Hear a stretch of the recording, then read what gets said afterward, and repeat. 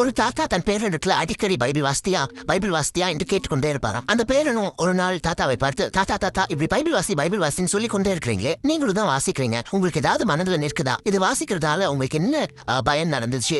எதுவுமே இல்லையே, நீங்க அப்படியே இருக்கீங்க அப்படின்னு சொல்லி கேட்டாங்க.